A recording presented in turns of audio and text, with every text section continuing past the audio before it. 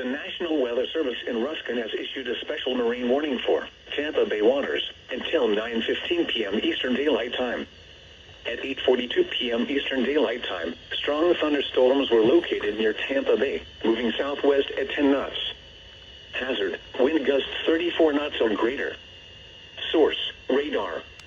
Impact, expect wind gusts in excess of 34 knots, suddenly high waves, frequent lightning, and heavy downpours. Make sure all on board are wearing life jackets. Locations impacted include Port Manatee Reef, Tampa Bay, Cockroach Bay, and Gandy Bridge.